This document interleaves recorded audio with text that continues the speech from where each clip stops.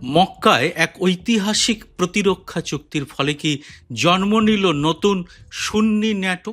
গত 7ই আগস্ট 3টি রাষ্ট্রের শীর্ষ নেতা স্বাক্ষর করলেন এমন একটা চুক্তি যা মধ্যপ্রাচ্যের নিরাপত্তা মানচিত্র কি বদলে দিতে পারে। এই চুক্তির নাম মক্কা যৌথ প্রতিরক্ষা চুক্তি বা মক্কা জয়েন্ট ডিফেন্স এগ্রিমেন্ট।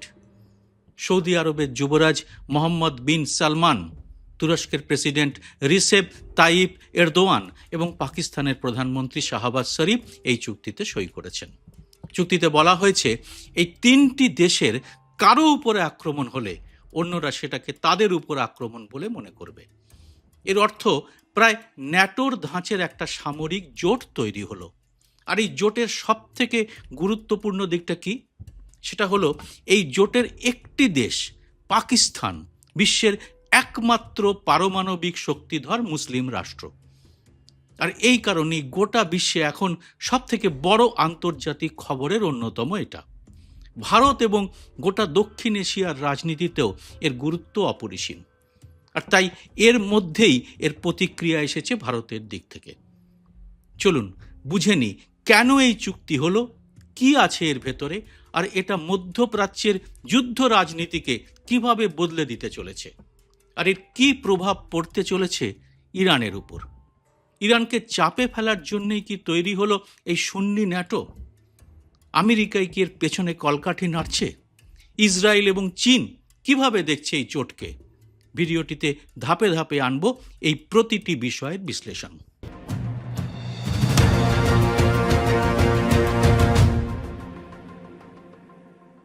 নমস্কার, সবাইকে স্বাগত। আমি সুব্রত বসু। এই সুন্নি ন্যাটোর চুক্তিটা বুঝতে হলে প্রথমে ফিরে যেতে হবে 6 মাস পেছনে। 28শে ফেব্রুয়ারি আমেরিকা এবং ইসরায়েল যৌথভাবে ইরানের উপর বিমান হামলা চালায়। এতে ইরানের সর্বোচ্চ নেতা আলী খামেনেই নিহত হন। এই ঘটনায় শুরু করে দেয় এক পূর্ণাঙ্গ আঞ্চলিক যুদ্ধ যা এখনো থামানো যায়নি।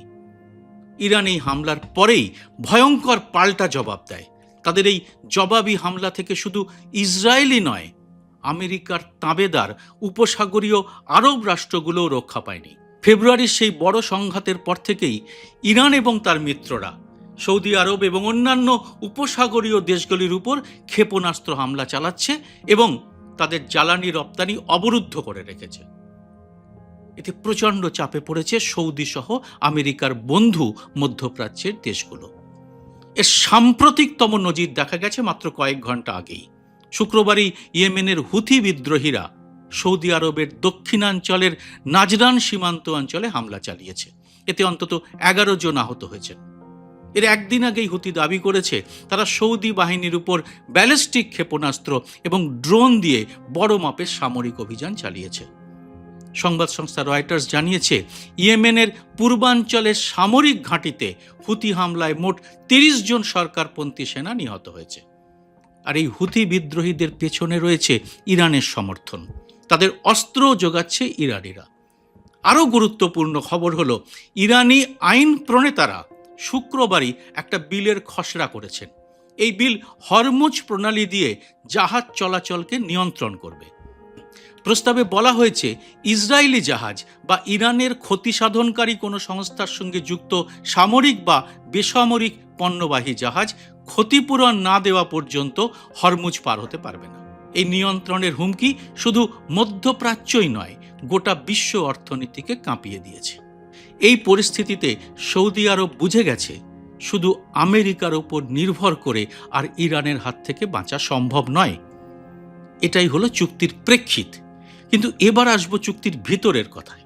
2025 সালের 17ই সেপ্টেম্বর রিয়াধের আল ইয়ামামা প্রাসাদে সৌদি আরব এবং পাকিস্তান একটা দ্বিপাক্ষিক কৌশলগত পারস্পরিক প্রতিরক্ষা চুক্তি বা এসএমডিএ স্বাক্ষর করে। সেই চুক্তিতে বলা হয়েছিল যে কোনো একটি দেশের বিরুদ্ধে আগ্রাসনকে অন্যটির বিরুদ্ধেও আগ্রাসন হিসেবে গণ্য করা হবে।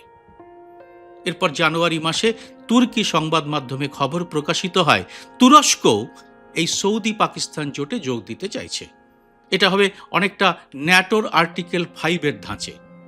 সেই আলোচনা প্রায় 1 বছর ধরে চলার পর অবশেষে গত শুক্রবার তা বাস্তবে রূপ নিল। চুক্তি স্বাক্ষরের ঠিক আগের দিনই পাকিস্তানের প্রধানমন্ত্রী শাহবাজ শরীফ সেনা প্রধান আসিম মুনিরকে সঙ্গে নিয়ে সৌদি আরবে পৌঁছন এবং মক্কায় উমরাহ পালন করেন। এরদোয়ানও শুক্রবার সৌদি আরবে পৌঁছে যুবরাজের সঙ্গে সাক্ষাৎ করেন। কি থাকতে পারে এই সহযোগিতার চুক্তিতে? তুর্কি সংবাদ মাধ্যমের রিপোর্ট অনুযায়ী এতে যৌথ সামরিক মহড়া এবং প্রশিক্ষণ, প্রযুক্তি হস্তান্তর এবং গোয়েন্দা তথ্য বিনিময়ের সুযোগ থাকতে পারে। একজন তুর্কি সরকারি কর্তা অবশ্য দাবি করেছেন এই চুক্তি সম্পূর্ণভাবে প্রতিরক্ষামূলক। সব পক্ষ শুধুই প্রতিরক্ষার ক্ষেত্রেই পারস্পরিক সহায়তার প্রতিশ্রুতি দিয়েছে। এই তিন দেশের সামরিক শক্তি একত্রিত হলে সেটা কিরকম দাঁড়াবে? তুরস্কের হাতে আছে ন্যাটোর দ্বিতীয় সর্ববৃহৎ সেনাবাহিনী, আমেরিকার পরেই যার স্থান। পাকিস্তান বিশ্বের একমাত্র পরমাণু শক্তিধর মুসলিম রাষ্ট্র, আর সৌদি আরব বিশ্বের শীর্ষ তেল রপ্তানিকারী দেশ। পেট্রোডলারের রমরমা সেখানে। মানে সামরিক শক্তি, পারমাণবিক অস্ত্র এবং অর্থনৈতিক প্রভাব তিনটেই এখন এক ছাতার তলায় এসে পড়েছে এই চুক্তির মাধ্যমে। এবার দেখা যাক ইসরায়েলের উপর এর কি প্রভাব পড়েছে। ইসরায়েলের প্রধানমন্ত্রী নেতানিয়াহুর দপ্তর এ নিয়ে সরাসরি কোনো মন্তব্য করেনি, শুধু জানানো হয়েছে যে তারা এ বিষয়ে কোনো মন্তব্য করবে না। কিন্তু ইসরায়েল নয়, আসল মাথা ব্যথাটা কি ইরানের? বিশ্লেষকদের মতে এই চুক্তি ইরানের জন্য একটা স্পষ্ট বার্তা।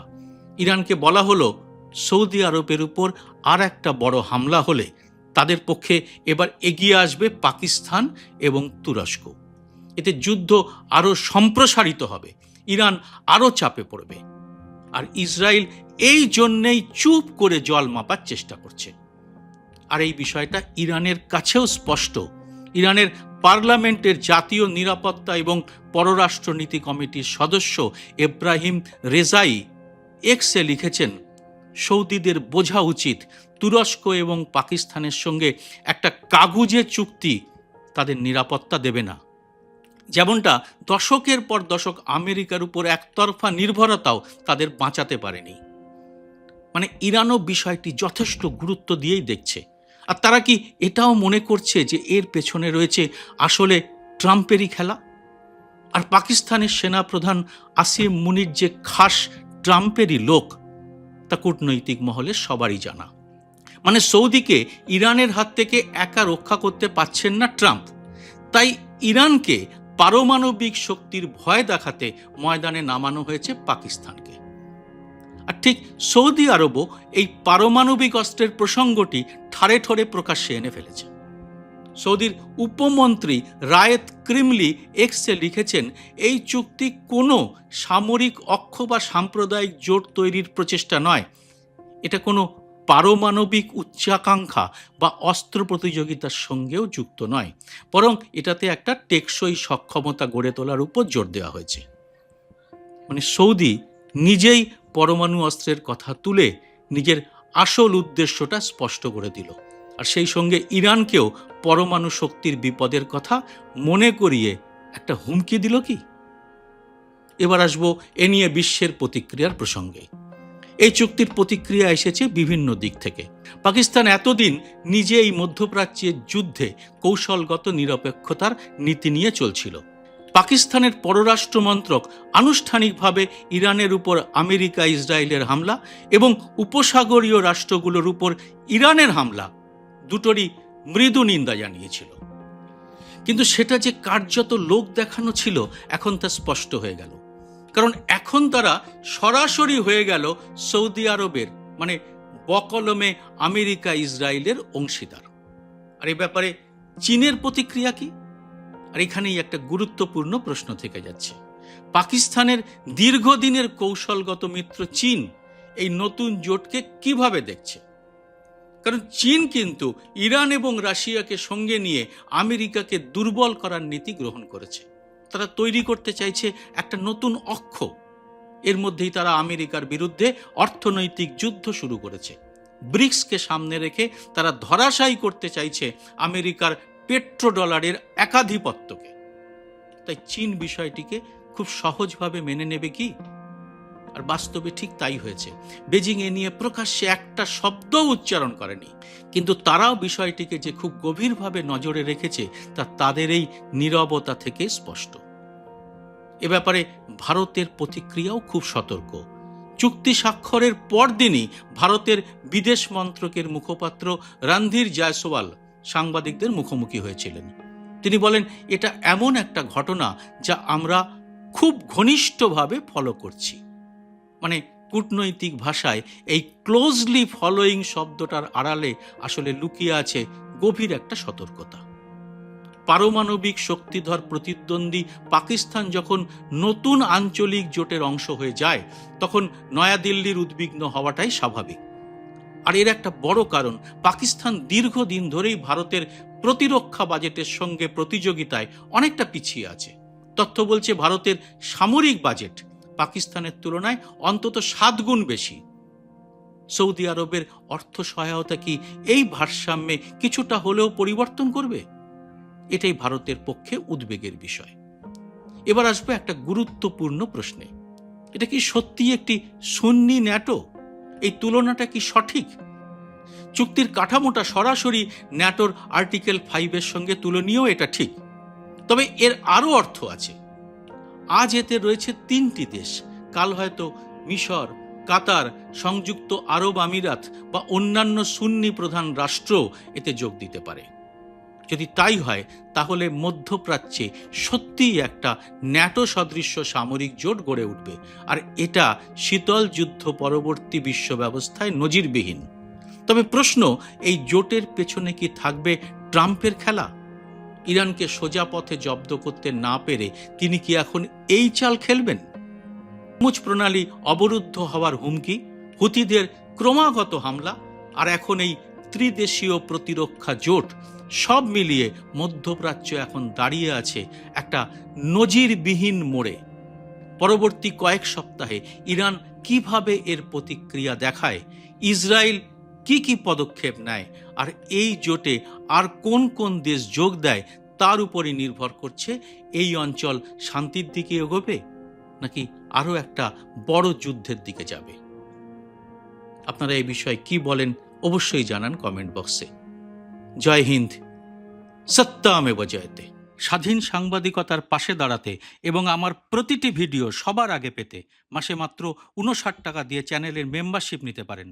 চ্যানেলটি খুলে জয়েন শব্দটিতে ক্লিক করে যে কোনো দেশ থেকেই খুব সহজেই এ কাজ করা যায়। চ্যানেলটি ভালো না লাগলে সহজে মেম্বারশিপ ছেড়েও দিতে পারবেন। যারা এর মধ্যেই মেম্বারশিপ নিয়েছেন তাদের অনেক অনেক ধন্যবাদ। আপনাদের জন্য আলাদা করে ভিডিও তৈরির কাজও খুব শীঘ্রই শুরু করা হবে।